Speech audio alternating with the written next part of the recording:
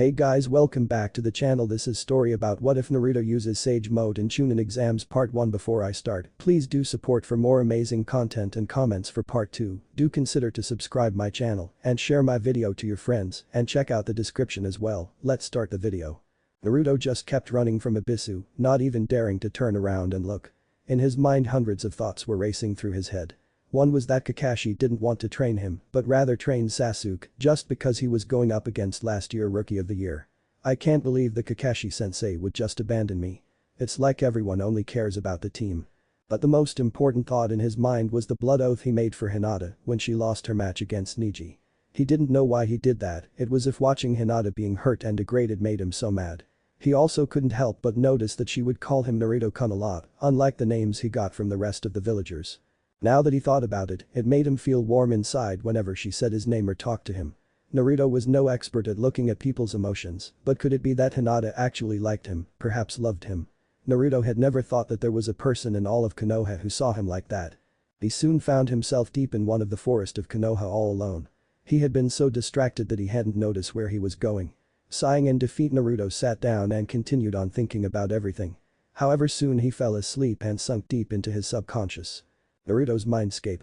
Naruto fluttered his eyes open before he sat up and rubbed them. After that was done, he looked around to see he was in some kind of sewer. However, it did not have the smell of a sewer really, and he saw no signs of life either. I could have sworn I was in a forest. Now where am I now? Naruto muttered to himself as he began walking to find a way out. It seemed like he had been walking forever, turning down various halls and cutting corners, and he was getting annoyed. He stopped however when he felt a wave of power. The blonde turned around and walked down another hall and kept moving straight. When he arrived, his eyes widened when he saw a giant cage that was being held together by a single piece of paper. Walking forward, he stopped and tried to look within the cage but couldn't see anything past the bars, that is until a pair of large glowing blood-red eyes with black slits and a large mouth formed into a grin that showed its large sharp teeth appeared. Naruto stared at the eyes till a voice spoke, and it wasn't Naruto's. "Hello there, human." Naruto's eyes widened as the voice was deep and intimidating.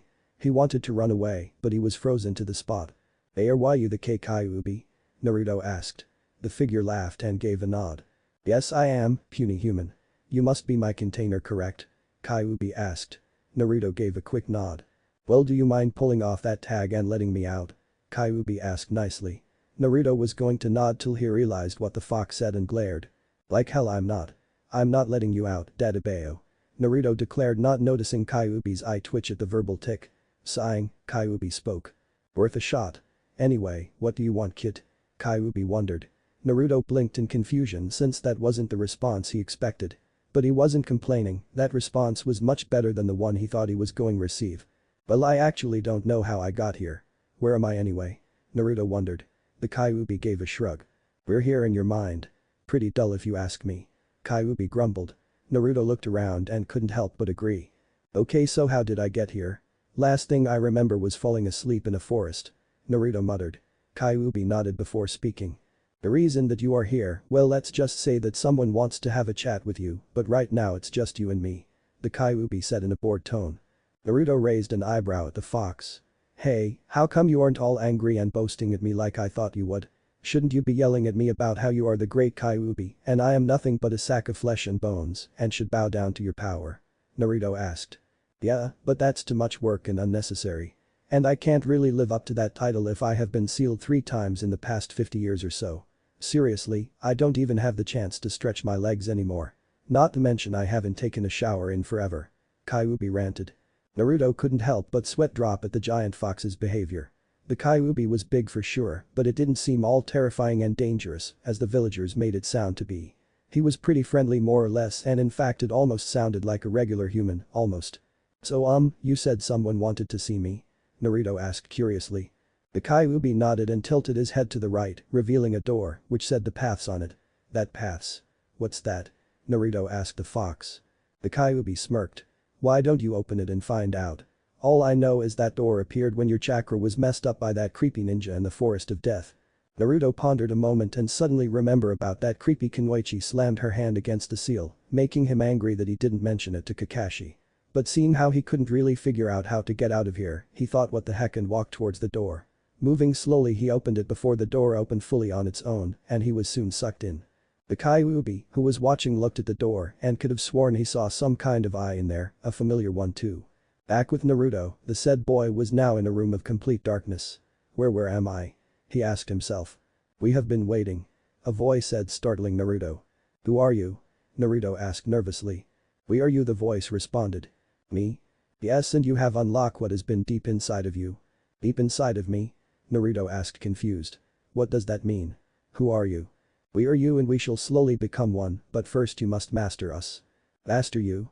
There are 6 paths and one outside of us. Diva, Asura, human, animal, Preta, Naraka and finally outer, those are the 7 paths, the true you. But for now we shall leave, this is something you must learn on your own in order for you to become the next sage. The voice said before disappearing. Before Naruto could ask anything else, his mind was suddenly bombarded with information, knowledge long lost. It was so overwhelming for him to contain. Naruto screamed in agony as he tried to stop it and then he blacked out again. The Kyuubi watched as the boy was shot out of the room and skidded on the ground and the door closed and disappeared. He watched as the boy got up and when he looked back at him, the Kyuubi's eyes widened. The boy's eyes were no longer the warm blue they once were. Now they were fully purple with metallic silver, along with 6 rings converging on a small dot-like pupil. The Rinnegan. The Kyuubi thought. As if hearing the fox, Naruto squinted his eyes before murmuring, Kurama, causing the fox's eyes to widen. Your name is Kurama, right? He said in a deeper voice that sounded full of wisdom. The Kyuubi's eyes narrowed. How do you know my name, boy? He asked with a growl. Naruto rubbed his head, the information still going into his mind. I don't know. I heard voices inside my head, something about becoming the next sage. He said. The Kyuubi was thinking hard about what the boy was saying. Could he be father's descendant or reincarnation? His natural chakra feels more smooth, controlled and larger than before. But why would his Dojutsu appear now instead on the day he was born? Makes no sense unless. The loud grunt from Naruto broke the Kyuubi's train of thought. Ugh, what the hell are these images and what's a Juubi? He mumbled to himself. Kyuubi decided too that he had no choice but to explain things. Yo kid, listen up. The eyes you have belong to the Rikido Sennin, and if my guess is correct you must be his reincarnation, so you're probably receiving your past life memories. The Kyuubi said. For a moment Naruto ignored the pain in his head and looked up at the fox. Rikido Sennin. Who's that? Naruto asked, confused. The Rikido Sennin, or sage of the 6 paths, was the most powerful human in existence. His powers and knowledge helped create ninjutsu, basically becoming the founder of the shinobi world and a god in many people's eyes. It's because of him why clans, ninjas and hidden villages are even here now. The Kyuubi said proudly. Naruto tilted his head to the side at the way the fox spoke of the sage. It almost sounded like he admired him. Anyway, what can you tell me about these eyes? The Rinnegan. It's called the Rinnegan. The Kyuubi said. And to be honest, I don't know that much, hell I doubt the sage knew much about his eyes too. All I can say is that they give the wielder great chakra control, a large amount to be exact, can sense barriers, control all 5 natures, and also allows the user to yin-yang jutsus. The most greatest of them was the sage's creation of all things jutsu. Naruto's eyes widened at that. Awesome. Are you saying that I can do all that stuff too? Then he frowned. Wait, if I had this Dojutsu all along, then how come it didn't appear until now? First off, you may be able to use all 5 natures, but yin-yang release is difficult to use, so you might want to take your time with that. Also, whilst it's possible you can use the creation of all things, there is no guarantee that you can use it to the extent that the sage could, so I would focus on the 5 natures first. As to why it's activating now, well, my best guess is that the seal that the Yondaime used to put me inside of you must have somehow sealed off the Rinnegan. But when that weird girl from the forest used that 5-pronged seal on you, it must have activated your Rinnegan. Speaking of that seal, it seems like it has gone away, probably because your massive chakra managed to overpower it. The Kyuubi replied. Naruto nodded, taking all that in, which seemed to be easier for him now. Might be because of the Rinnegan. So wait, all these jutsus that I'm seeing in my head, I can do them all? Naruto asked, not wondering why he was asking the fox about this. But hey, he seemed like a nice person and obviously knew a lot about these eyes. And probably that he didn't want a weak container either. The Kyuubi thought for a moment before replying. Probably, but I would suggest you practice using them for the month. And just the lower rank ones like C through B rank before learning the powerful ones. The fox replied before yawning. Anyway, that's all I can say for now. You should probably wake up and get to training. Also say hi to that blue hair vixen of yours for me too. He said the last part with a chuckle before closing his eyes. Naruto got a tick mark about Hinata being his vixen before being pushed out of his mind and back into the real world. End of Mindscape. The next few weeks Naruto trained like hell to master his new eyes. As the Kyuubi said, he managed to master all 5 elemental techniques through C to B and a few air ranks by stealing scrolls from the library since they wouldn't let him in. He learned a few yin-yang techniques, but not so much that he could use them fully. With the help of his shadow clones, which Naruto discovered the true reason behind them, he managed to master 2 of the paths. Diva and Animal, though not to the full extent of them. Speaking of which, Naruto discovered that he could hide the Rinnegan by shifting it back to normal eyes, though instead of going back to blue his eyes would be purple. It wasn't that it took a drain of his chakra, it actually gave him a boost in that department, not that he needed it, he just didn't want anyone to freak out and make some stupid claim that the Kyuubi was possessing him or some shit like that. He even managed to create his own space-time ninjutsu similar to the Yondaime. He even learned Shinken, the fighting style of his mother's clan, the Uzumaki clan, the latter being quite a shock to him since he never realized that he had clan. Upon hearing that he took an interest in the art that his clan were known for. Fuinjutsu. Naruto also decided that a change of clothing was called for. But he knew that none of the stores would welcome him, so he put on a double-layer henge and set to work in finding some new attire. He stayed in the forest the whole entire month, so no one could find him either, and also so he could have some privacy. But on the 3rd week Naruto decided to take a break and visit Hinata at the hospital. Of course that wasn't really easy since everyone there hated him. "Oh come on, I just want to see Hinata-chan. What the hell is wrong with that?" Naruto asked a receptionist as he held the flowers in his hand. They were bouquet of yellow and white flowers. "Liar. I know that you want to spread your demon taint on the patients here." The receptionist screamed. Naruto was about to retort when a familiar voice from behind spoke. "Naruto." Said boy turned around and saw Kurenai Yuhi standing before him. Naruto smiled, knowing she could help him see Hinata. "Kurenai-sensei, thank Kami you're here," he said relieved. "Are you here to see Hinata-chan too?"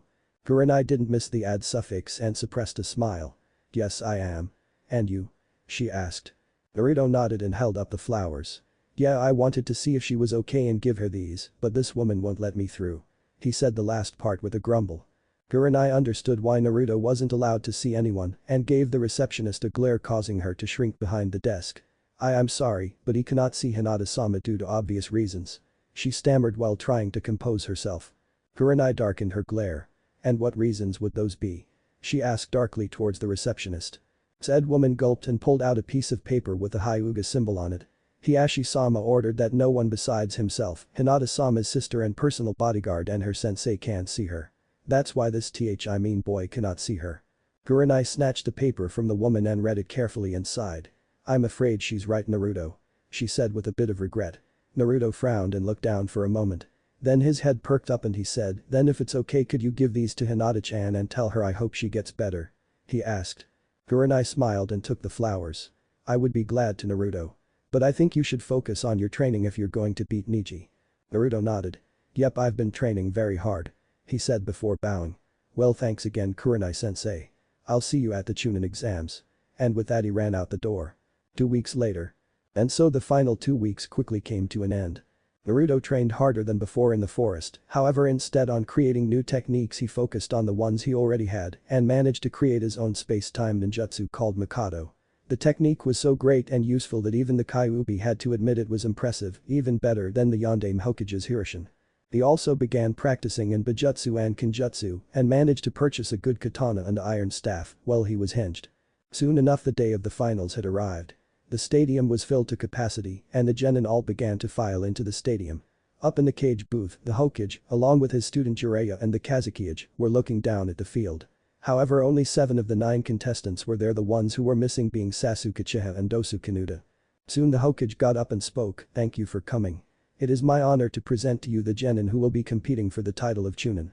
Suratboy said from his sit beside the Kazekage, the leader of the Sand Village. As he sat down he looked down at Naruto and noticed that he was dressed differently now. On was the bright orange jumpsuit replaced with black pants, a black jacket with a hood with an orange swirl of the Uzumaki clan on the back. Strapped to his back was a katana and he also looked a bit taller too and there was a bit of red in his blonde spiky hair. But what's different is his aura. Hiruzen thought as he looked at his surrogate grandson. Jiraiya was also looking down at his godson, wondering where he was all this month.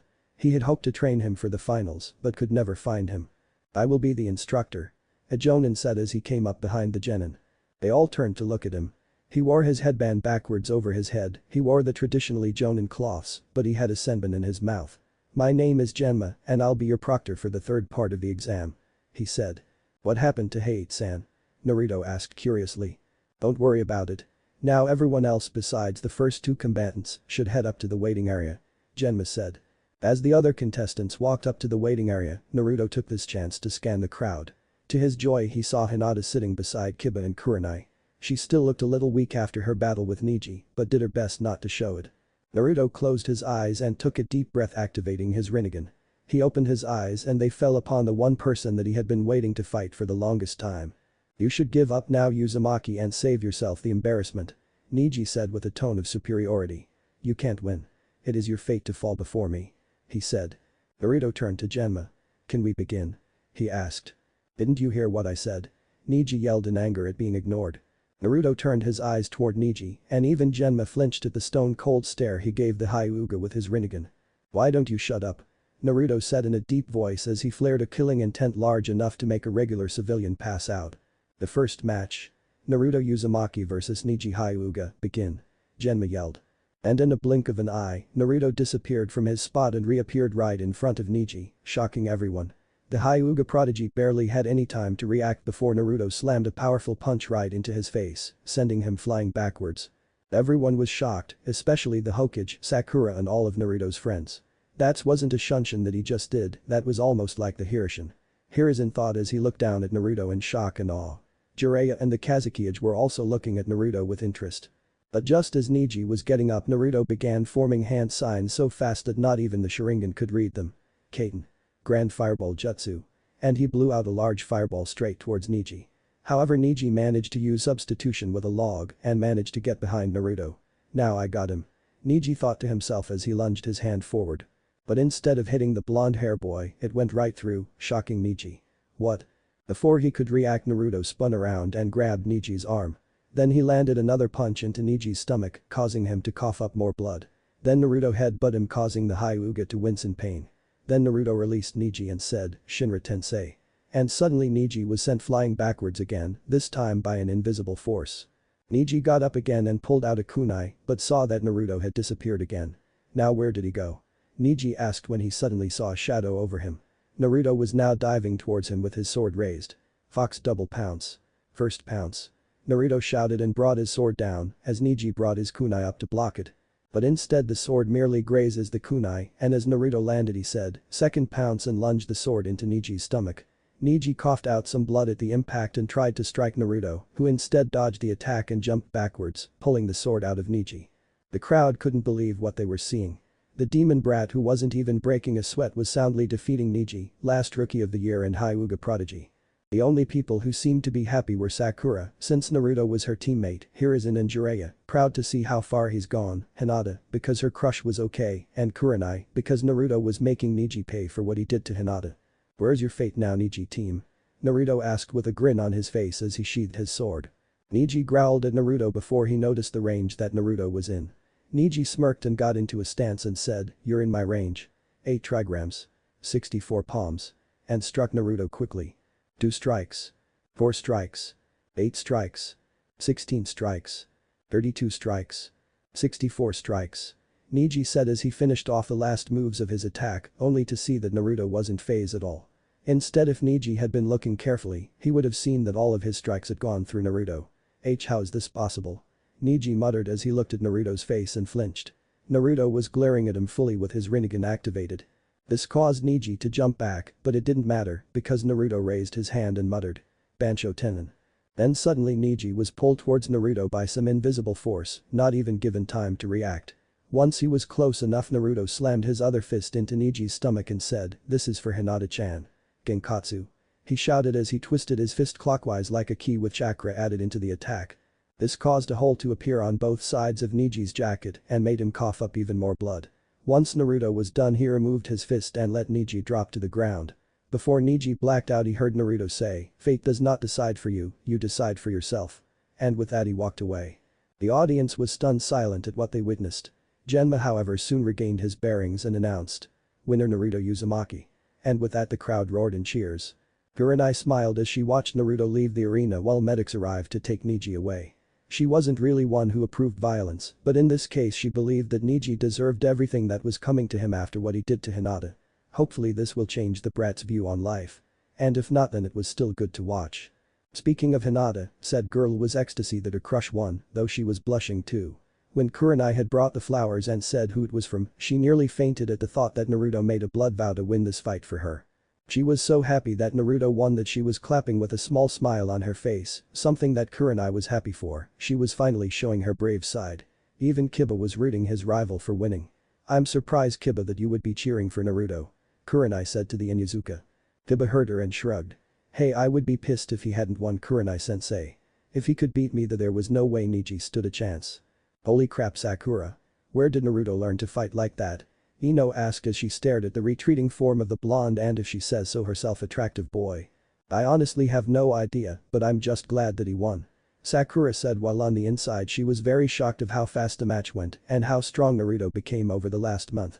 She looked up at Lee and noticed a look of awe on his face. What do you think, Lee-san, Guy-sensei? Lee looked at Sakura and said, that was an excellent display of power and youth that I have ever seen. He said with his trademark good guy pose. Indeed, my student. Guy said as he watched Niji being taken away.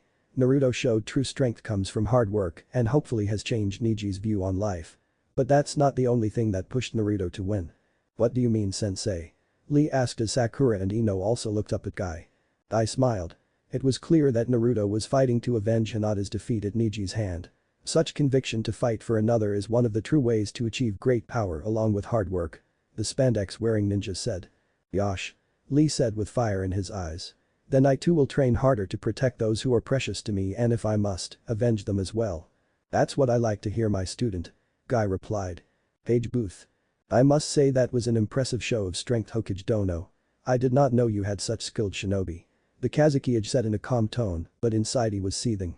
How the hell was that brat able to get so strong? And his chakra, they were off the roof.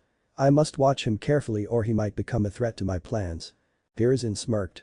Yes, Naruto is indeed an extraordinary case and one of our most unpredictable shinobi, though I admit I was unprepared for the fact that he knew space-time ninjutsu. Then he looked at Jiraiya who was rubbing his chin. What do you think, Jiraiya-kun? Jiraiya looked at his sensei and smirked. I say the kid's a natural, not prodigy natural, but the working hard till you drop kind of natural. I think I'll go and see him. And with that he shunshin away to meet with his godson, hoping to find out what he did during this past month. This left Hiruzen to his own thoughts towards a certain blonde-hair boy. Minato, you would be so proud of your son right now. Competitors box. As Naruto walked up the stairs where the other competitors were, he noticed that they were all giving him looks, some of suspicion, some of curiosity and some of interest. However, Naruto noticed Gaara was giving him a sadistic smile, which no one else seemed to notice. I didn't think this kid was much of a threat after seeing him fight in the preliminaries, but damn, I can't believe of all that power he's been hiding. Kankuro whispered to Temari. Asuna Kunoichi nodded in agreement and continued to look at Naruto. Shikamaru was thinking inside of his head. Damn, this is troublesome. I wouldn't have guessed that Naruto had that much power, but now that I see it, I think it would be easier just to forfeit, though if I did that mom of mine would kill me, troublesome woman. Can Shikamaru, Nara and Temari Sabaku come down to the arena for the next match? Genma shouted. Shikamaru sighed. Troublesome, he muttered and made his way down to the arena. Temari too made her way down, but as she passed Naruto she gave him a wink. Naruto raised an eyebrow at this but said nothing. It basically goes the same way as it did in the canon. As Naruto watched the two fight one another he felt a presence from behind. Turning around, Naruto could see a faint trace of chakra, meaning someone was hiding. Making sure the others weren't looking, Naruto headed towards the source and once the others were out of hearing range he said, I know you're there. You can come out now. Soon the person, who was none other than Jiraiya, appeared with a smirk on his face. Not bad, Gaki, there are only a few who could detect me, but never so easily. Naruto shrugged. Well, I've been practicing on my sensing abilities, Jiraiya-san. Still, getting a compliment from someone like you is nice. Jiraiya raised an eyebrow. So you know who I am? Though seeing how the kid had the legendary Rinnegan, he was not surprised. Well, at first he was, after all, how many people have the Dojutsu of the founder of ninjutsu? But Jiraiya managed to keep himself composed while conversing with the blonde. When I was little I would always sneak into the old man's office and one time found a photo of him and 3 kids who were about my age. I asked him who they were and he told me they were his students, the Sanins of Konoha. And also I saw you multiply times peeking on the women in the hot springs where the owners would yell at you, screaming your name, and you were just standing besides the Hokage during my match. Naruto explained. The Toad Sage was impressed. He had heard that Naruto wasn't that very bright, but apparently he still had some smarts in him and now some good observation skills. Well Gaki, I'm impressed. I never expected you to be so observant. That along with those skills you just showed were a double surprise for me. By the way, where did you learn such an advanced space-time ninjutsu? Naruto thought about this carefully. While he knew that Jiraiya was loyal to the village and to the Hokage, despite his bad habits, he really didn't know the man, and also he wasn't ready yet to reveal his taijutsu. For now he would just keep quiet about it. Sorry, I can't tell you, except I did it through sweat and hard work. Naruto replied. Oh, and why's that? Jiraiya asked. Simple really, Naruto said. Though you may be one of the old man's students, and by your posture you don't seem like someone who would be against me, I honestly don't know you enough to reveal such secrets. After all, if I asked you some of your secrets, would you tell me? Naruto asked. Now Jiraiya was really impressed. Not only was the kid strong and observant, but he was careful too, very good traits for a shinobi to have. Fair point, but tell me, did your sensei Kakashi help you in your training? No, Naruto said quickly, shocking the Sannin. To be honest, he hasn't taught me or my other teammate Sakura anything except for chakra control and tree climbing. He's been spending most of his time teaching Sasuke. For example, after the preliminaries he left me with another instructor, Ibisu, to teach me about the basics. Well, I had a seal on me that messed up my chakra. Heck, I don't know where they are right now. So everything I learned I did it on my own. To say Jiraiya was shocked was an understatement. Was this the same man, Kakashi Haddock, the student of the late Yoindem? He would have never guessed that Kakashi would show favoritism, even if it was the last Uchiha. He would have to notify the Hokage about this, especially if the man registered his team into the Chunin exams unprepared. Well, that was pretty much it, Gaki. I should probably head back to the old man now. Naruto nodded. Okay, but can you give him this for me?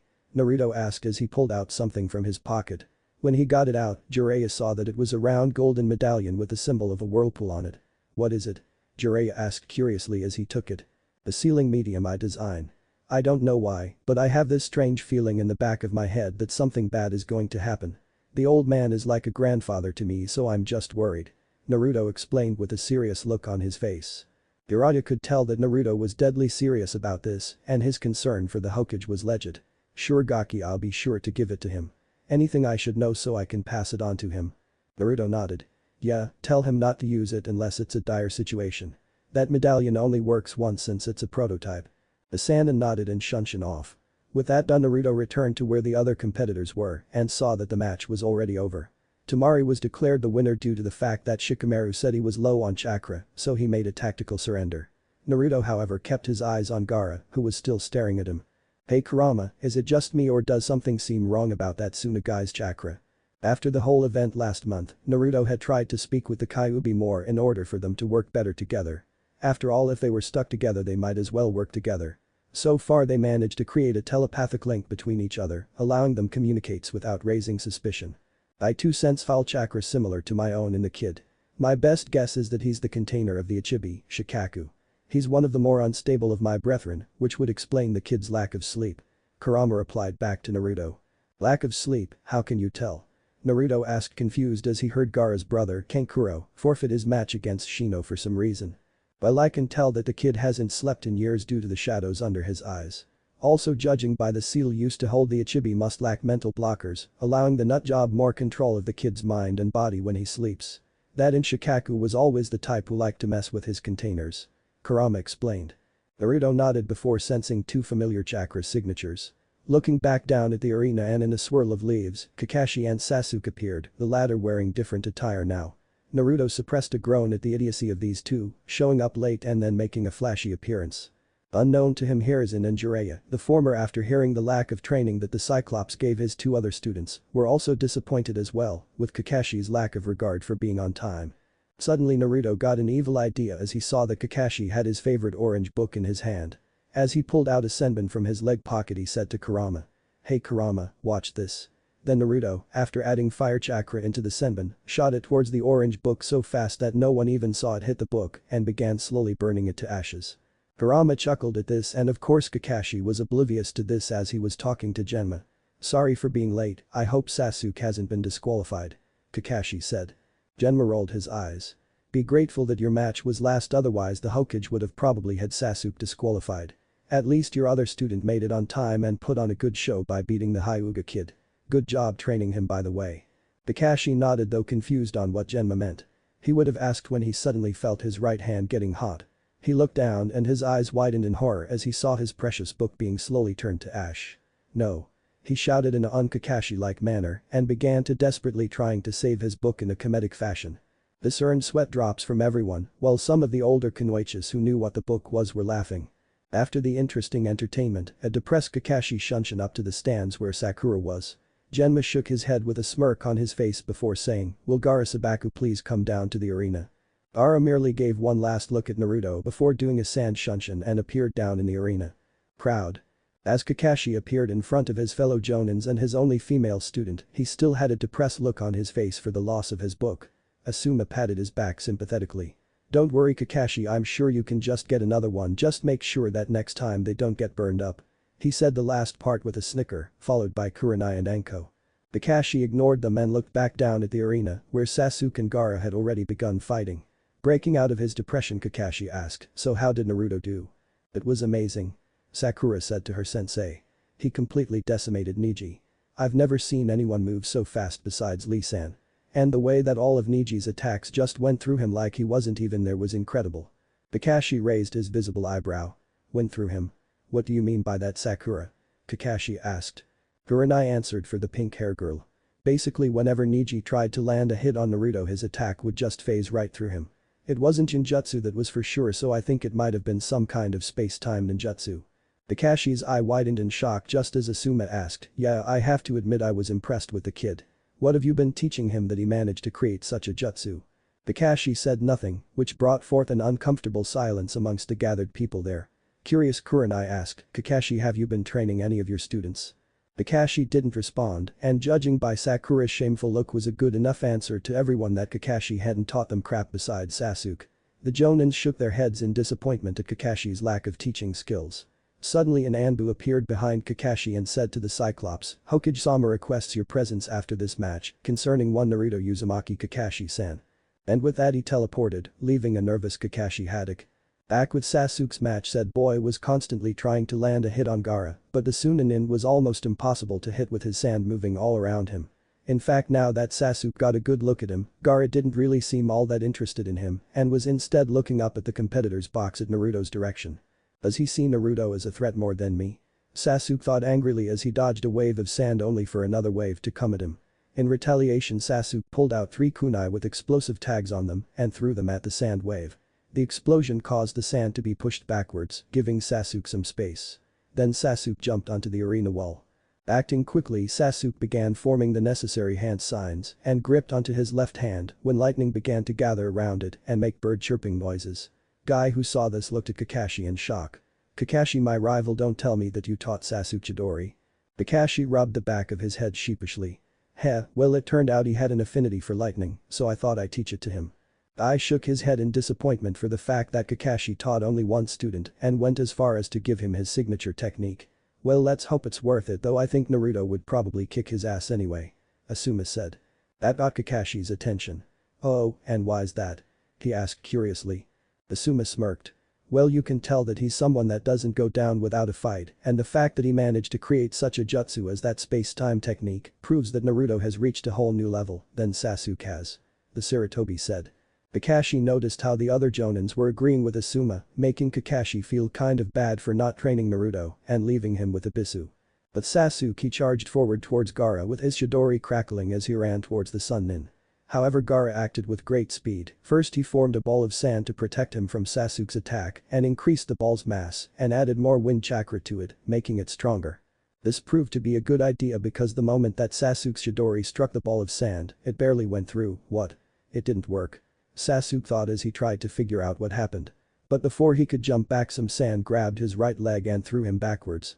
Pathetic, Gaara murmured as the sand ball dropped, revealing the red-head boy. "Show me your worth, Ichiha," Gaara said as he lifted Sasuke into the air with his sand. Then without warning, Gaara slammed Sasuke against the arena wall and then again onto the ground hard. Then he sent wave after wave of sand towards Sasuke, causing the Uchiha to move frantically to dodge the attacks. But unknown to him, a tentacle of sand had managed to grab his leg and slammed him on the ground again, this time making a crater from the impact. Everyone watched in horror as the Uchiha prodigy was being brutally beaten by the Chunin. Up in the cage booth, the Kazekage was seething that his future vessel was having such a hard time with his opponent. And by the looks of it, Gaara wasn't even all that interested with Sasuke. Gaara had just slammed Sasuke against the wall again and prepared to finish him off when Genma and Kakashi just appeared in front of the Uchiha. Enough, he can no longer fight. The match is over. Genma said. Gaara however ignored them and gathered all the sand he had and launched one final attack, intending to take out both Sasuke and the two Jonins, when he was suddenly struck right in the chest and crashed in the opposite of the wall, leaving a decent-sized crater on it. Everyone was shocked by the sudden attack, but were even more shocked by the person who attacked the Chunin. Naruto? Kakashi asked. Said boy was standing before him with his right fist raised as he remained in his battle stance. Without looking back at his sensei, Naruto said. Sorry Kakashi-sensei, but we have other problems.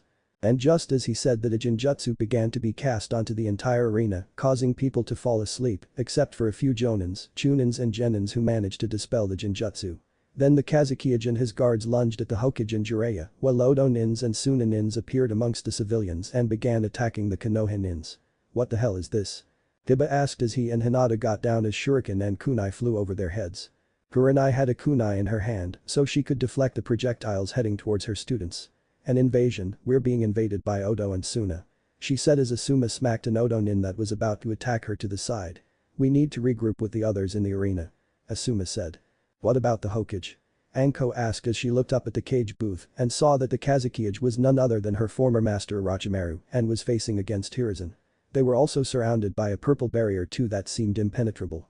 Nothing we can do for him now. Our best option is to deal with these guys first. Besides Jiraiya-sama is with the old man so he should be fine. Asuma said his voice filled with confidence in his father's abilities. They were soon joined by Guy, Lee, Sakura, Ino, Choji and Tenten just as Kakashi appeared carrying Sasuke who looked pretty beaten up. Then Shino and Shikamaru joined up with them, the latter mumbling, troublesome. Kakashi-sensei, is Sasuke-kun alright? Sakura asked as she moved towards her sensei and teammate. Kakashi nodded as he got Sasuke to his feet. Yeah but right now we have other problems. That Gaara kid went after Naruto, who's leading him away from the major population of the village. But the two other Sunanins also gave chase. Sasuke the Uchiha looked up. This is an A-rank mission, take Tenten, Shikamaru, Kiba and Shino, and help Naruto. The rest of you go and help evacuate the civilians. We'll cover your exit, now move. Hi. All the Genins shouted as Guy created a hole in the wall for the Genins to use and get out to follow Naruto. Kurenai used a Jinjutsu to conceal them so they wouldn't be spotted leaving. As Sasuke's team went towards the direction Naruto headed, the rest headed off towards the closest place where civilians were being attacked. Unknown to them, Kabuto had seen the whole thing from a hiding position. He knew that with the invasion happening, retrieving Sasuke now was their best chance. But during the Naras and the Suna Kunoichi's match, Orochimaru had relayed orders to Kabuto to capture Naruto, as he was interested in how the Kyuubi boy required his new powers. Turning towards a group of 12 Odo Nins, he gave them a nod and soon all of them made haste after the team of Genins. But Naruto. Damn, bastard doesn't give up. Naruto thought as he dodged another air blast fired from the now transformed Gaara. The top half of Gaara's body was now covered in sand and his eyes had changed into a dark yellow. His head now resembled something of a mutated raccoon and his arms were now covered by large claws of sand. Finally he had a large single tail swinging side to side from behind. Face me Uzumaki. Mother demands your blood. Gaara shouted as he fired a barrage of sand. Naruto used his push ability and deflected the attack with ease. Then he landed on a tree branch and turned to face Gaara. They were far enough from endangering the village. Which means I can go all out. Naruto thought. Okay Gaara, you want to fight? I'll give you a fight. Naruto said as he formed some hand signs while Gaara lunged at him. Futon. Great breakthrough. And soon he launched a powerful blast of wind which hit Gaara with full force, sending him flying. But Gaara managed to use his large sand claws to grab a tree and regain his balance. Gaara began to laugh manically. You amuse me Uzumaki. I feel that your death will finally prove my existence. Gaara cried as he launched his own wind attack, a large bullet made of wind.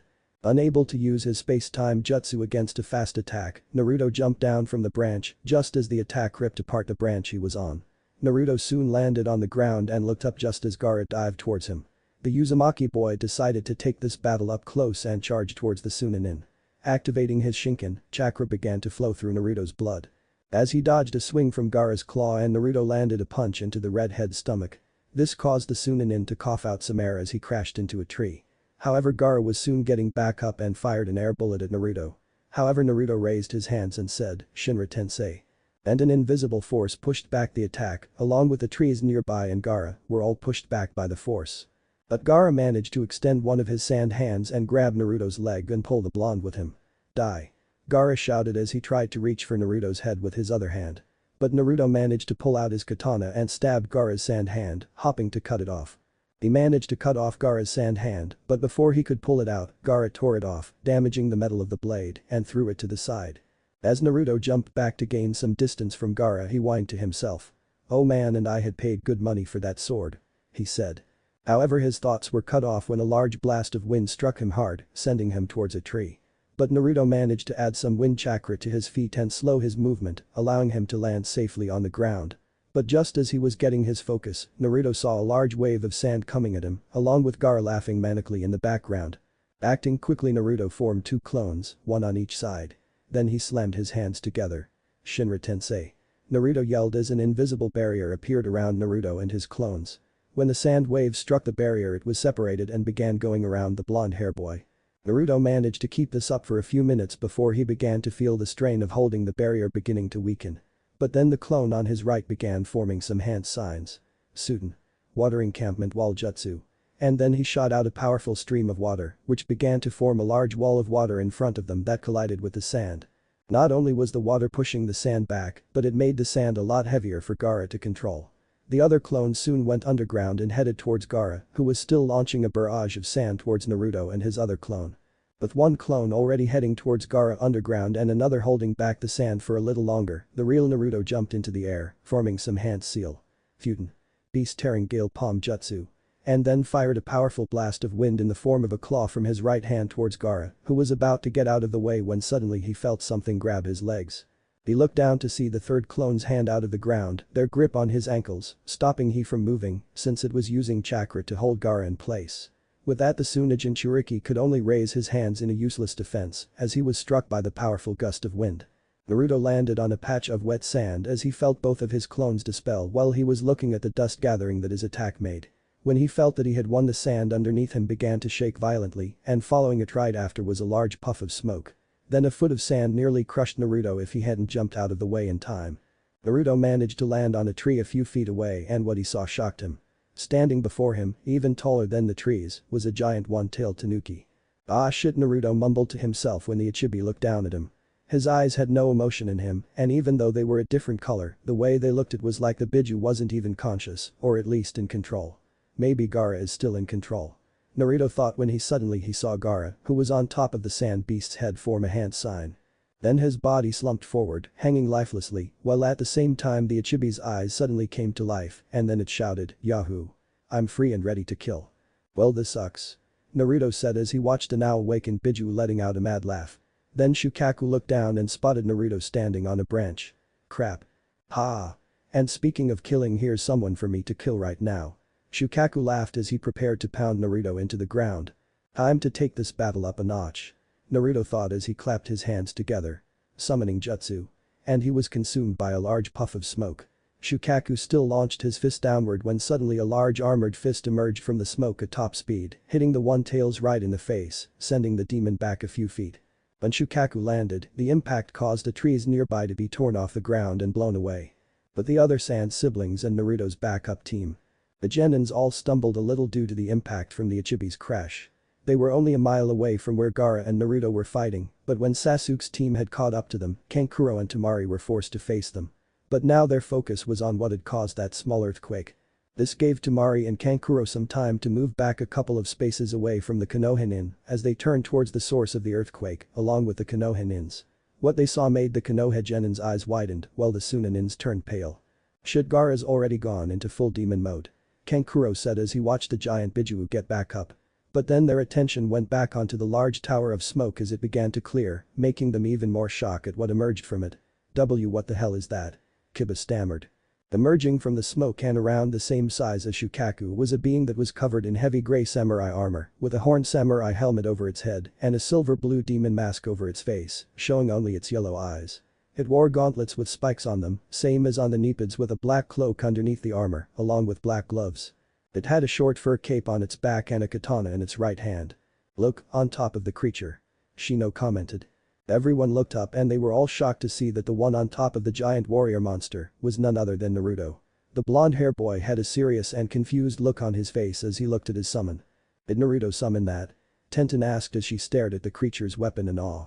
There was no reply, everyone was just too shocked to respond as they gazed at the two large beings. However, not even Naruto knew what was going on, he had intended on summoning some kind of animal to fight Shukaku. Instead he got a giant of some sort. Whoa, this is kind of cool. Naruto murmured before looking down at the giant. Hey big guy. You have a name or something? Naruto asked. In response Naruto heard a voice inside of him, but he could tell it was from the giant. My name, young sage, is Mugen Sengoku. It is a pleasure to fight once again, side by side with you, even if you're not my original master. It took Naruto a few seconds to register what the giant meant. This guy used to fight with the original Rikido Sennin. Naruto summarized in his head before focusing back on the topic at hand. Nice to meet you too Mugen Sengoku. Mind lending me a hand? Before the giant could reply Shukaku made his move. He slammed his hand against his belly, coughing out a powerful air bullet from his mouth straight towards Naruto. But the creature, Mugen Sengoku no Kaijin, waved its sword and sliced the bullet in two, avoiding taking any damage, and charged towards the Biju. Oh, want to get up close and personal eh? Well, bring it the fuck on. Shukaku roared as he charged towards his opponent. When the two were finally close enough Shukaku waved his large tail like a flail, hoping to knock the giant off his feet. But Mugen Sengoku smacked the tail to the side with one arm and then brought his sword across Shukaku's chest, leaving a large cut in the Bijuu's body. Pankuro and Temari gasped as they saw the Ichibi roar in pain and staggered back. Ugh. You bastard. I'll get you Shukaku began to say, but was cut off when Mugen Sengoku delivered a powerful punch to the Ichibi's face and then kneed the sand demon in the stomach. This caused Shukaku to fall on its back while Naruto and Mugen Sengoku stood over it. Everyone was shocked at how easily Naruto and his summon were easily overpowering a Bijuu, creatures made up infinite amount of chakra. Temari and Kankuro were the ones who were the most surprised because they had never seen their brother take such a beating and he was in his full Bijuu mode. Just how strong was Naruto and that giant? Naruto stared down at the fallen Bijuu, contemplating on his next move. He didn't want to kill Gaara as he had a pretty good idea what was the cause of Gaara's bloodlust. But that would prove difficult because in order to stop Gaara, he would have to find him somewhere on Shukaku's body. Kurama had mentioned that if Gaara fell asleep, then the Ichibi would have full control over his host, which meant that Naruto would have to wake the Redeed up. His thoughts were broken when he saw a giant sand claw heading towards him. Acting quickly, Naruto had Mugen Sengoku grab the claw with his left hand, stopping the attack. But that gave Shukaku an opening to grab Mugen Sengoku's right wrist and then wrapped his large tail around the giant's neck. Shit. Naruto cursed out loud as he tried to free Mugen Sengoku. Haha. Got you now asshole. Now die. Shukaku laughed manically as he opened his mouth widely. Soon red and blue chakra began to gather around his mouth, forming a giant purple ball. Naruto's eyes widened, his Rinnegan could see the chakra compressing around that ball. If something like that hit him at close range, he would not survive. Acting quickly Naruto commanded Mugen Sengoku to move its left hand towards the chakra ball, just as Shukaku ate it. Die. The Ichibi roared and released the bomb. But it was grabbed by the Kaijin's hand, holding it back from exploding. Everyone, Shukaku, the Chunin and Konohinin, watched in awe as Naruto's summon held the tailed beast bomb in place, though now and then its grip would weaken.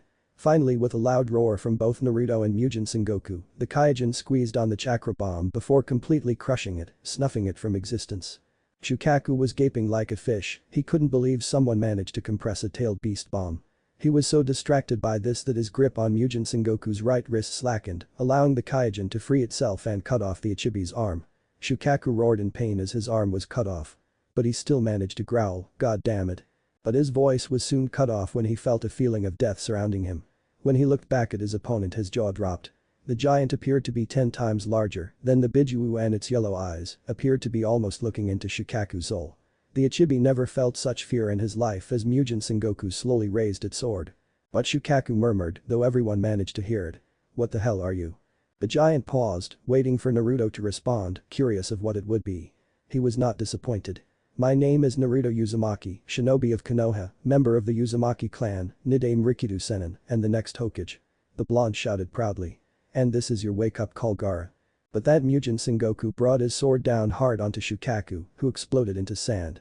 The observers watched in awe as the Bijuu gave out one last roar as the sand flew into the air and came back down like a hailstorm. Then acting quickly the giant lunged his other hand forward and grabbed an unconscious Gaara. Okay, now bring him up here big guy. Naruto said as he pulled out 2 pieces of paper with the word seal on them. Good thing I looked up Fuinjutsu last month. Naruto thought to himself as the giant brought Gaara close to the blonde. A few seconds later Naruto had put the seals onto Gaara's chest, suppressing Shikaku's chakra and influence, so Gaara couldn't go on a rampage anymore and get a good sleep for once. Naruto dono Mugen Sengoku said to Naruto through the boy's mind. I still sense a malevolent power nearby. I shall remain here to aid you until that source has been evaporated. Naruto nodded. Got it big guy, just lead the way. As the giant began walking back towards the village, with Gaara in his hand, he passed by Gaara's siblings and Naruto's friends. Said blonde spotted them from his spot and yelled, hey team, Mugen Sengoku and I are going to deal with something. So stop starring and grab those two Chuninins, they're Gaara's siblings. But that Naruto continued heading forward while ignoring the still shocked look on the others. But Hiruzen. The Sandaime Hokage did a flip backwards in order to avoid a powerful kick from the reincarnated Shadaime Hokage. Then he lunged his bow staff forward, striking Hashirama in the chest. But the dead Hokage merely brushed it aside and charged forward, the wound already regenerating. Currently Hiruzen and his student Jiraiya were facing against the traitor Orochimaru and his two summons through Ito Tensei, Hashirama Senju, the Shadaime Hokage and his brother Tobirama Senju, the Nidaime Hokage. Somehow Orochimaru managed to obtain the Kenjutsu of the second and was now using it to fight against his former sensei and teammate.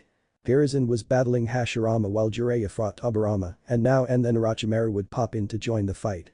Still if Jiraiya was not with him, then Hiruzen would have been in bigger trouble, fighting against two past Hokages and one cage-level shinobi.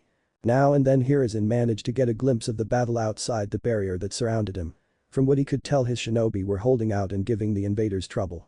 He had a feeling that Kakashi and some of the veteran Jonins were coordinating the others within the arena and there weren't many that could match copycat Kakashi. But the real problem is here. Hiruzen thought as he swung his staff again, forcing Hashirama to move back a few feet. If we can't find a way to deal with these two, then no one in Konoha will survive this invasion, especially if soon as Jinchuriki returns. Speaking of Jinchuriki, Hiruzen's thoughts went back to Naruto. Before Orochimaru had lunged at him, the Sandaime Hokage managed to catch a quick glimpse of the young Uzumaki leading the Chunin away from the major population of the village. Despite his recent developments, facing an unstable Jinchuriki would not be easy, and the Hokage silently prayed for his surrogate grandson wait. Didn't Naruto give something to Jiraiya that was for him? Reaching for his hip pouch he could feel the medallion that Naruto had made. He didn't know, but he felt like the time to use it was now. Naruto-kun Hiruzen thought as he began to pull it out. I put myself in your hands. But just as he pulled out the medallion several tree roots appeared and began wrapping themselves around Hiruzen. This caused the Sandaime to not only drop his staff but the medallion as well. Shit. Hiruzen cursed as he was lifted into the air by the roots. He looked down and saw Hashirama already releasing his hands after forming the snake seal. Hiruzen. Emna, the Monkey King, shouted changing into his true form. He was about to go aid his old friend before he felt something around his ankles. Enma looked down just as more tree roots ensnared him as well. Damn it. He got us. Enma said as he looked at Hashirama.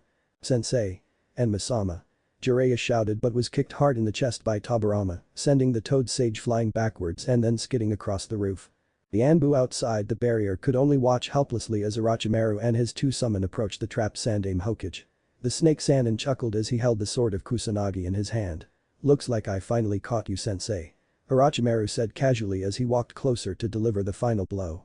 Boom. The large explosion caught everyone's attention, stopping them from whatever they were doing. Everyone turned towards the source of the explosion and they all let out gasps, even the three Hokages and the two Sannin. Mugen Sengoku had finally reached the village and was now walking through the streets and over ninjas and civilians alike. Riding on top of his head was Naruto and an unconscious Gaara. Naruto looked down and couldn't help but laugh at the gaping faces of the onlookers. And he thought that nothing should surprise a shinobi. But his focus went back towards the arena where he saw the large purple barrier and a mini forest within it. Hey Mugen Sengoku, is that the place? Naruto asked while pointing at the barrier. Mugen Sengoku followed his finger and nodded. Indeed, that is the source of the evil. Come Naruto dono, let us purge it. Hell yeah. Time to kick some more ass. Naruto shouted as Mugen Sengoku walked towards the arena, completely oblivious to the vain attacks that Suna and Odo nins were using. The only time he made any acknowledge of them was when he had to smack them out of his way. Thanks to his large size, Mugen Sengoku managed to reach the arena in record time, with everyone looking up at him in awe and fear. WW, what the hell is that? Orochimaru shouted as the being was looking down at the occupants within the barrier. The snake Sannin had lost his usual cool because for the first time, after feeling the tremendous power radiating from the Kaijin, he felt a little bit of fear. Jiraiya and Hiruzen were merely too much in awe to speak or even move. But theirs along with everyone else widened their eyes as Mugen Sengoku raised his left hand above the barrier. Oh, fuck. That shithead isn't going to do what I fucking think he's going to do, is he? Taiya shouted just as Naruto yelled, now Mugen Sengoku. Upon command, Mugen Sengoku plunged his fist straight towards the barrier. With his tremendous size and power, the barrier shattered automatically as the fist made contact. The impact caused everyone to either jump out of the way or was sent flying backwards. Ironically, as he was sent flying in the same direction as his predecessors, Hiruzen managed to grab the medallion and pointed at the Shadame and Nidame Hokages. The moment the medallion faced the two reincarnated Hokages, the swirl symbol opened up, revealing a black space inside. Then from the black space, a powerful gust of chakra was unleashed and struck the two deceased Hokages. The results were that the Senju brothers' souls left their reincarnated bodies, thus breaking the jutsu and reducing the bodies to ash and dust. Incredibly. Hiruzen thought as he landed. He looked at the medallion just as it began to close. It cancelled the technique just by pointing it towards the technique, truly a device that only an Uzumaki could create. His thoughts were cut off when he heard a familiar voice yell, "Damn you, Sarutobi." Orochimaru yelled as he lunged towards his former sensei. Without his bow staff as well as being caught by surprise, Hiruzen made a desperate attempt to defend himself by raising his hands. However, that did not stop Orochimaru as he plunged his sword of Kusanagi into Hiruzen's chest, causing the elder Hokage to cough up blood. Die. Orochimaru yelled as he rammed Hiruzen into the ground. But doing so caused his right shoulder to touch the still open medallion. The results that the medallion began to suck in the snake Sanin's life force, something that said man felt automatically. What's happening? Orochimaru yelled as he tried to pull away from the medallion, which he was finally able to do so, but the cost was that his entire right arm, from the hand to the shoulder, turned into decaying purple and had gone limp. No, no. Orochimaru shouted in horror as he jumped away from a wounded Hiruzen, his sword in his left hand. However, his focus shifted when he felt a shadow on him. He looked up just in time to see Mugen Sengoku's fist slammed right into him, crushing almost all of the snake Sanin's bones as the man was sent flying miles away from Konoha. Orochimaru-sama. Seiken cried as he and the rest of the Sound Four fled the arena and out of Konoha to retrieve their master. Hokage-sama. Sensei. The team of Anbu and Jiraiya both landed next to a wounded Hiruzen who was breathing heavily. The wound from the legendary sword was deep and right through Hiruzen's chest. As the Anbu were tending to their Hokage, Jiraiya looked back at the village to see that Naruto and his summon had already gone to aid the rest of Konoha's forces in driving out the invaders. One thing is for certain, Jiraiya thought as he looked up at Naruto, his godson, with a look of pride on his face. Things will definitely be different from now on. Jiraiya now understood why his sensei hated council meetings. They were very annoying, especially for people like the civilian council. The invasion had ended rather quickly with the defeat of the Ichibi Jinchuriki, and with their trump card captured, Suna was in quick retreat. Though the real reason why the invading force retreated was because of Naruto's summon.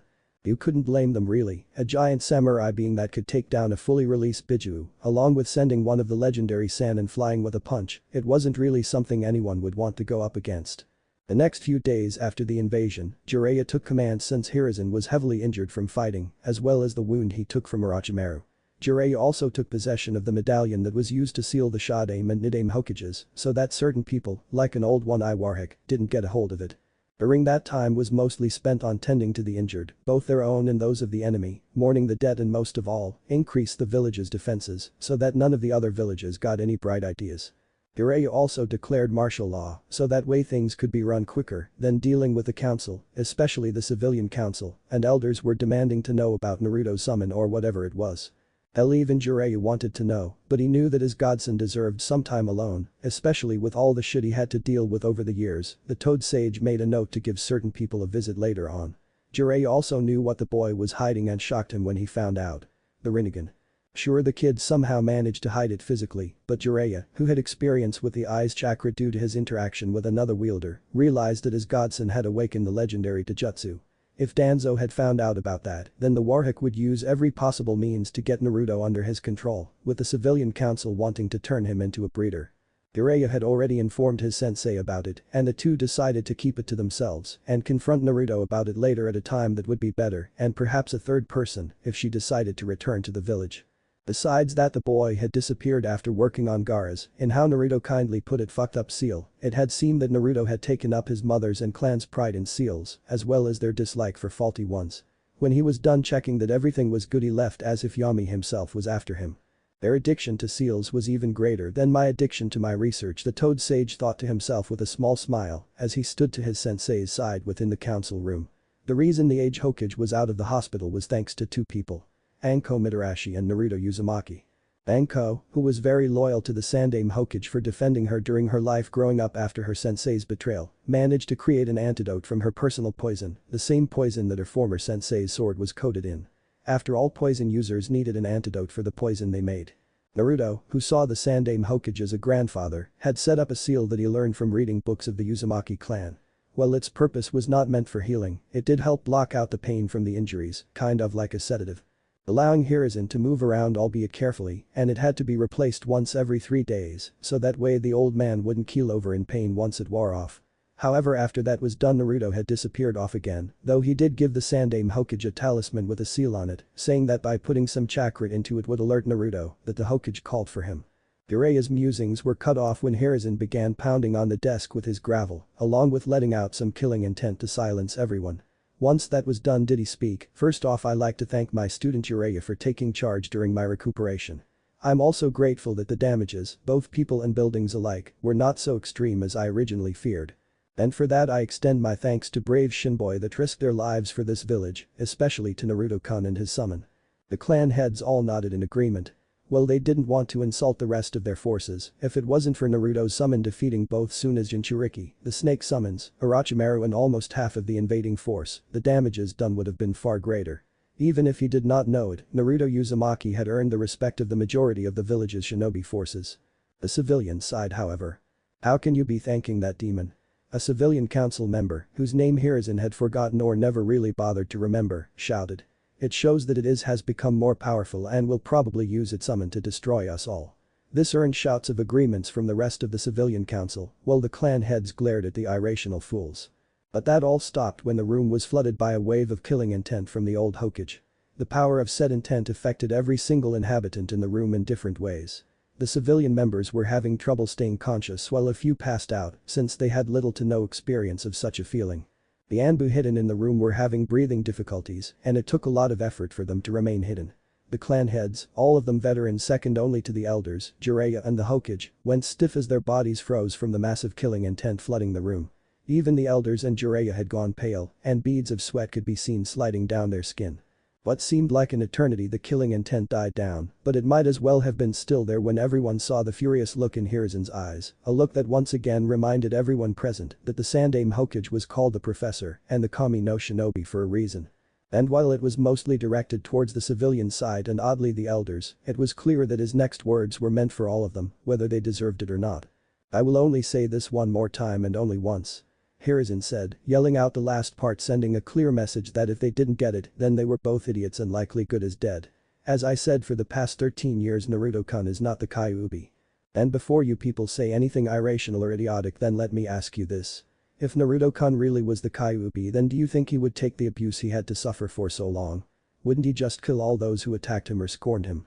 And relating to his summon, he could have very well had it attack the village along with our enemies, and there wouldn't be a damn thing any of us could do about it. But did he? No. So I don't want to hear any more of this or else." He paused for a moment before continuing, not bothering with waiting for all that to sink in, and wasn't in the mood in listening to any more arguments or pointless complaints. "Back to the topic at hand regarding the invasion, I've decided to step down as Hokage." This of course shocked the entire council, with many voicing their objection to it, asking why the sudden decision and who would be his successor. A few minutes later Hiruzen called for silence and spoke. "The reason is that during the invasion I realized that I'm not as strong as I used to be, and frankly I'm old. A new Hokage, someone young and strong, is needed to lead this village, and such I've chosen Swan Senju as my successor to become the Godame Hokage." Upon saying this there were several murmurs going across the room. That was actually a pretty good choice, since Tsunade was not only one of the 3 Sannin trained by the Sandaime Hokage, but she was also the granddaughter of Hashirama Senju, the Shadaime Hokage and founder of the village, meaning she was also the grandniece of Tobirama Senju, the Nidaime Hokage. Along with those, she was hailed as the greatest medic nin of all times and was admired by Kunoichi and medic nin everywhere, even from rival villages. However, there was one variable to this. But Hokage-sama, Tsunade-sama, has been away from the village for years. I have to wonder how you're going to convince her to come back. Inoichi Yamanaka asked. Hiruzen nodded, understanding the clan head's concern. My other student Jiraiya here will go and bring her back. Also per his request she'll be bringing someone with him whom he believes will help convince Tsunade to return to the village to take the mantle. And who is this person, Hokage-sama? A civilian consilmember asked. That's classified along with other subjects concerning retrieving my student. Hiruzen said before changing the subject before anyone could protest. Now concerning the Chunin exams, we managed to select several of the contestants for the rank of Chunin despite the interruption of the invasion. However, those will be announced later. The final piece before this meeting is that I've retrieved word that carpenters and other workers from nearby nations, a lot especially from Wave Country, have arrived or are on their way to assist with the repairs to the village. We'll work out the bill later once things have settled down, which hopefully by then Tsunade will have returned. That is all for today. A few seconds later, as the last member of the council left, leaving only Hiruzen and Jiraiya to be the last to leave, the Sandaime Hokage said to the walls, Cat calling out the purple hair Anbu female. But instead of her it was another Anbu, one wearing a boar mask. Boar. Where is Cat? The Hokage asked, confused as to why Yugao did not appear. Actually, he didn't sense her presence in the room at all. Apologies, Hokage-sama. The commander thought it would be good idea to give Cat a day off to check on Hate-san. Boar replied while still kneeling in front of the Hokage. Hiruzen nodded, understanding the logic in Tiger, the Anbu commander, decision.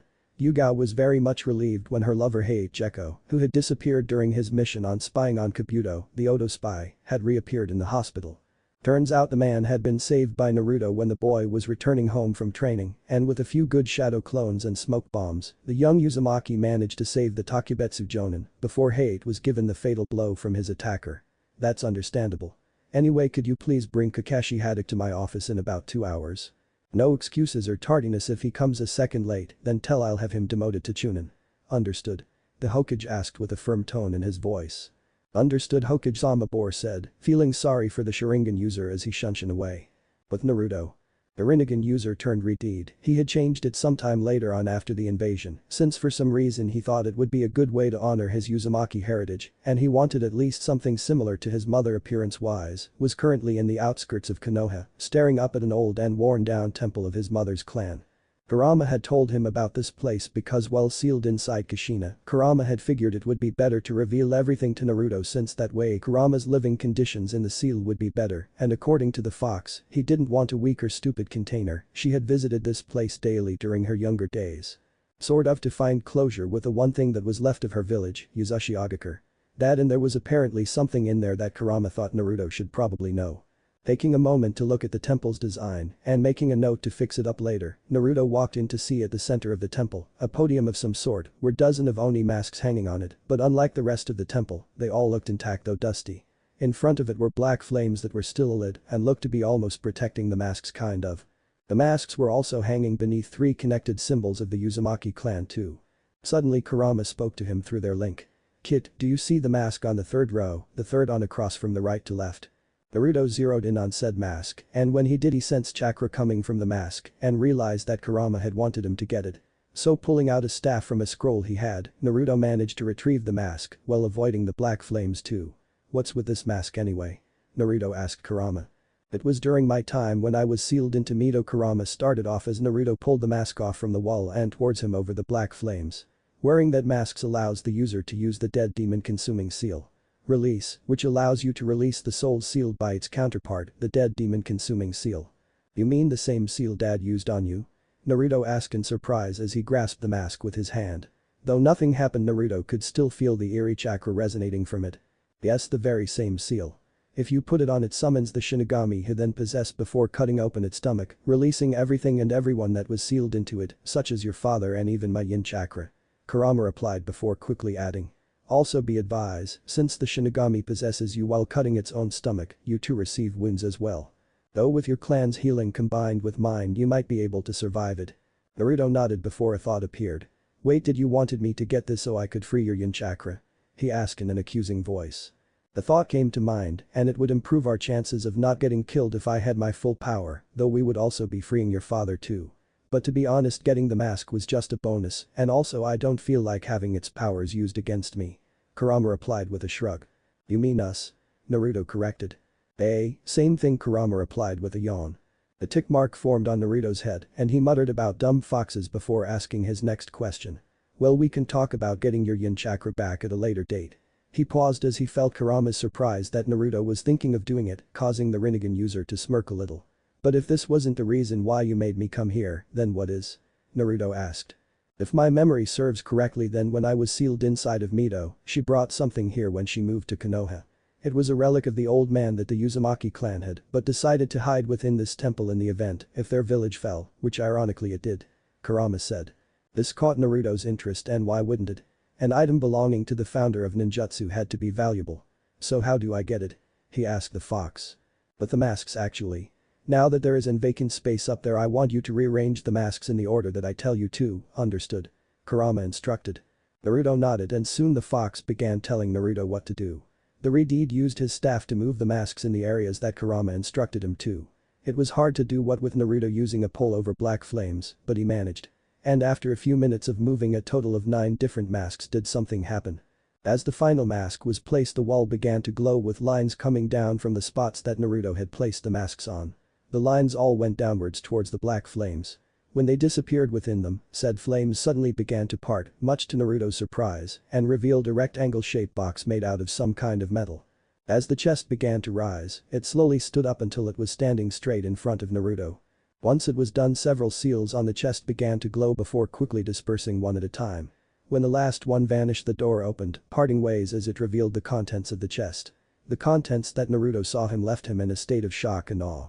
Being held up by a stand was a katana, though judging by the size of the sheath the blade might be 5 feet long. The sheath was a dark gray, with red dots with swirls going down it. It had a golden round handguard, and the handle itself was wrapped in black and white striped cloth. At the bottom of the chest leaning against the sword were 4 scrolls. Slowly Naruto reached forward to touch the handle, but the moment he did, he recoiled back when he felt the immense power that surrounded the sword. A few seconds of recovering from the shock, Naruto, with determination in his eyes, lunged forward and with great speed, grabbed the handle, pulling the sword out of the chest, and then quickly pulled the blade out of its sheath. The blade was still sharp and smooth, the silver on it reflecting the light coming through the temple. Naruto couldn't help but marvel at it. What is this? Naruto murmured to himself. At Kurama began, slightly startling Naruto, who had been so engrossed with the sword that he momentarily forgot about the fox. Is called Ryoujin Jinryu, Spirit Blade Divine Flow, the first sword to be forged with chakra metal. It is also the most powerful one in all of history. It was forged by Himura Otsutsuki, the old man's brother and the grandfather, you could say, of the Uzumaki clan and Hyuga clan. Why is that? Naruto asked as he examined the sword further. The reason is that it, unlike other chakra weapons that depend on wielder's chakra to flow through it, this sword absorbs natural energy and can contain it, as well as use it too. But the real power of that sword is that it can use nature manipulation and shape manipulation and unleash them at a whole other level when the natural energy is absorbed, becomes perfectly synced with the wielder's chakra. Kurama explained. Naruto was surprised that this sword absorbed the power of natural energy instead of his own, like all weapons with chakra metal require. But as he focused more on the sword, he could feel hell even see energy around him being absorbed into the blade at a fast rate, like the sword was hungry and restless after being in the temple for so long. After a while, Naruto decided that it might be good to head back towards Konoha, lest the Hokage start sending out shinobi to look for him. So he sheathed the sword and grabbed the 4 scrolls that were with it in the chest. When all the contents were removed from it, Naruto saw in shock that the chest closed on its own and returned to its originally position underneath the black flames, with said flames now forming back into their original form, covering the hidden compartment once more. 2 hours later, Ichiraku Ramen stand. You want me to come with you on a mission? Naruto asked as he looked up from his 5th ramen bowl towards the Toad Sage Jiraiya. Naruto had been enjoying several bowls of his favorite miso ramen and then planned on seeing if Hinata was available to hang out with him. That's when Jiraiya appeared and told him of the mission Hiruzen gave them. You heard me, Gaki, Sensei needs me to find an old teammate of mine and bring her back to the village. He agreed that I could bring you with me too. Jiraiya said, taking a quick glance at the kid's eyes, change of hair color, and the nicely designed sword strapped to his back. He noticed that Naruto was contemplating on this, and so the Toad Sage said, while we're traveling I could teach you a powerful technique that is even stronger than the Chidori Kakashi taught to Sasuke. That seemed to have caught Naruto's attention. Alright, so what are we waiting for? He yelled as he finished off his bowl and paid Tucci before jumping off his seat, walking past a smirking Jiraiya. However, as he walked past the older male, Naruto's smirk turned into a sinister one as he planned on getting some answers from his godfather once they were away from the village. Danzo's underground route base. The one-eyed Warhawk sat in his private office as 2 of his route agents, one being assigned to watch Jiraiya while he was in the village and the second one to watch Naruto, were giving their reports. So Jiraiya has taken the Kyuubi Jinchuriki with him to find Tsunade? Danzo asked the first agent. Yes, Danzo-sama, I had decided to return and inform you instead of pursuing Jiraiya when he left the village. I figured that I wouldn't be able to keep myself hidden when he was outside Konoha, and I suspected he would give me a slip. The agent said emotionlessly. Danzo nodded silently, accepting the reasoning. Even he had to admit that having his agents tail Jiraiya when he was traveling was unwise. The Toad Sage would have been more on guard outside Konoha and most probably sense any of his root agents that he would have sent. That and the Sannin could easily give them the slip. The skill came with being a spy master and infiltration master. Then he turned towards the second agent.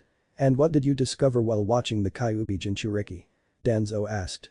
The agent bowed deeply. My apologies, but between when he was working on fixing the seal for the Ichibi Jinchuriki and leaving with Jiraiya, I had lost sight of him and his chakra signature. The agent said as he had been assigned to watch Naruto since he was a skilled chakra sensor and a Hyuga main branch member. Danzo frowned before speaking. You lost his signature?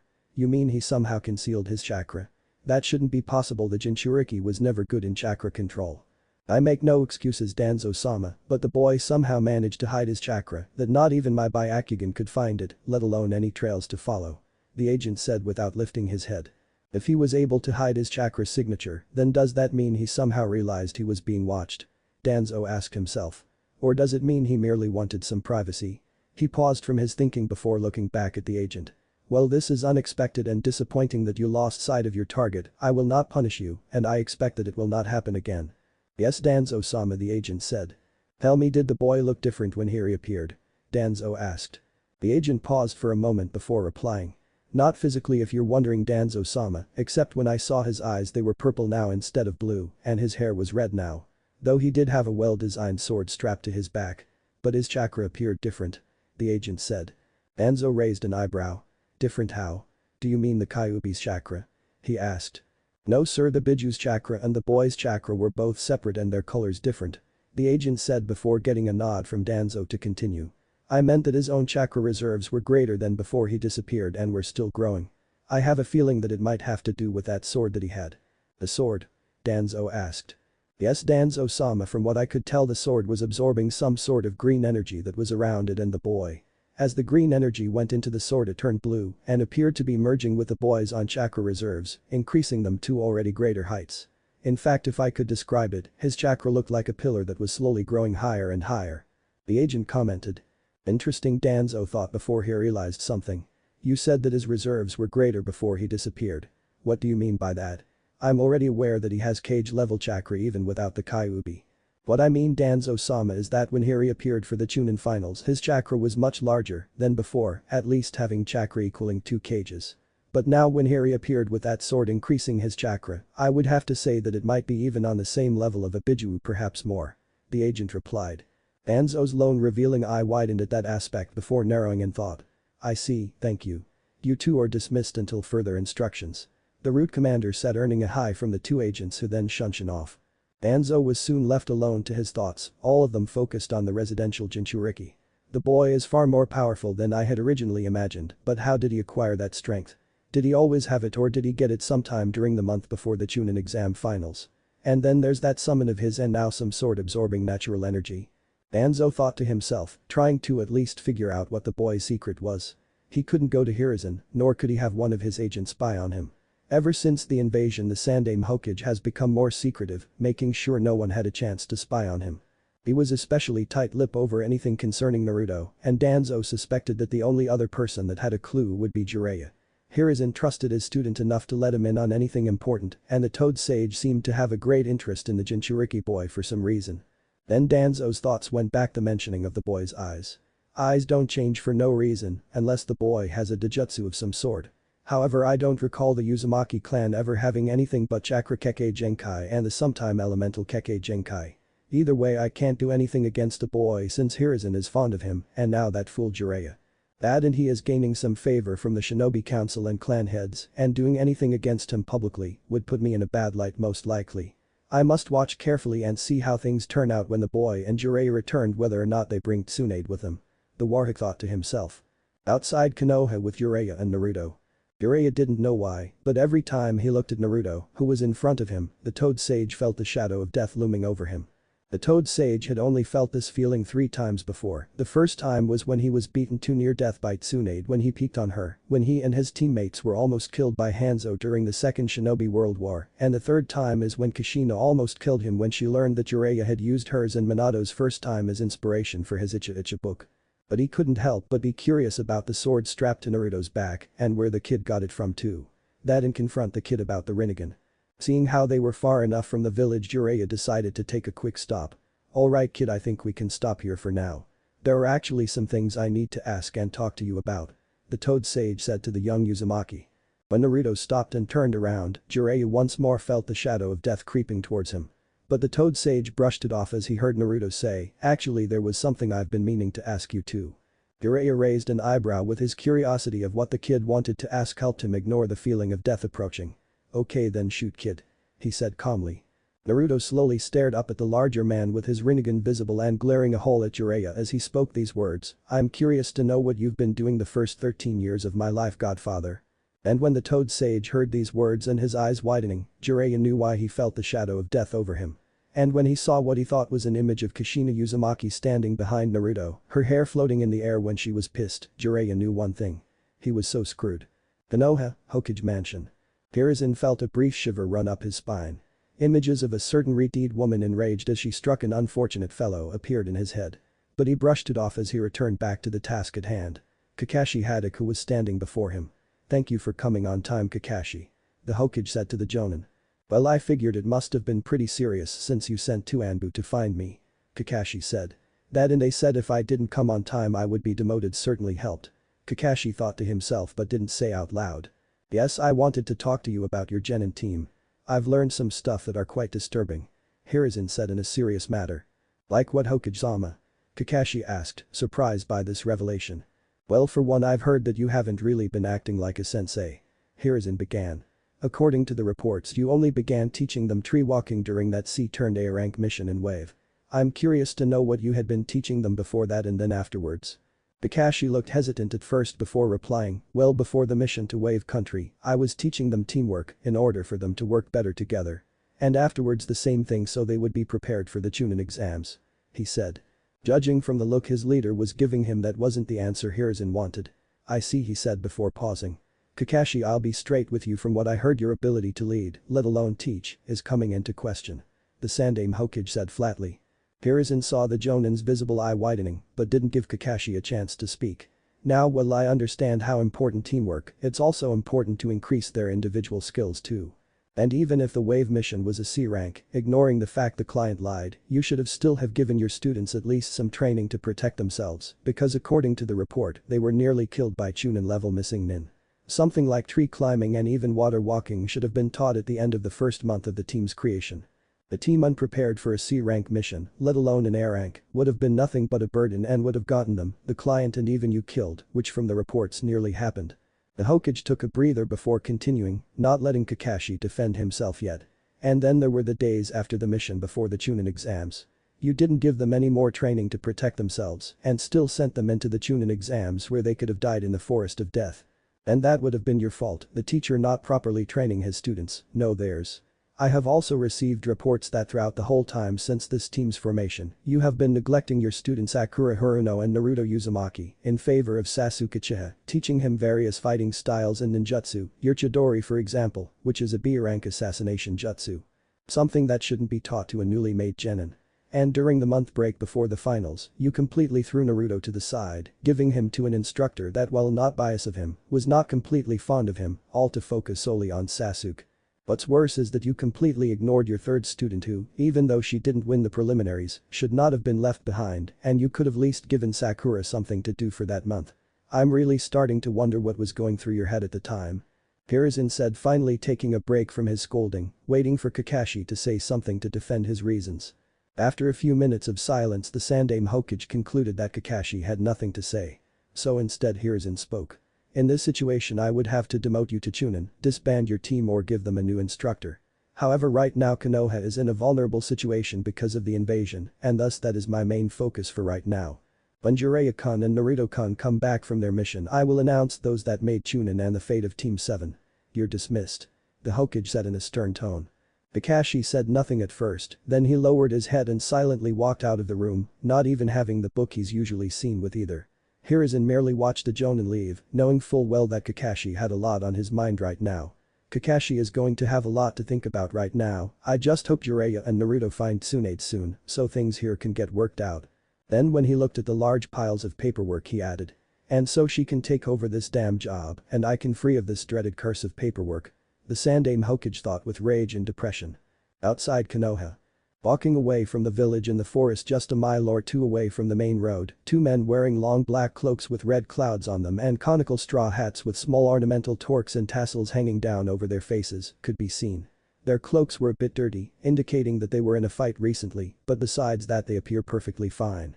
The taller one, who also had what looked like a broadsword strapped to his back, looked down at his partner. "So the Kyuubi isn't in the village right now?" he asked as if confirming something. His partner, who was a few inches shorter, replied with a monotone voice, "Yes, from what I've learned from Kurenai-san and Asuma-san during our confrontation, the boy went with Jiraiya of the Sannin on a mission outside the village. Also apparently his hair color has changed to red now. Kiss him." "Jiraiya of the Sannin, eh?" The taller figure named Kisum mused. And then his voice spoke with a bloodthirsty anticipation that matched his bloodthirsty grin that was hidden by his hat.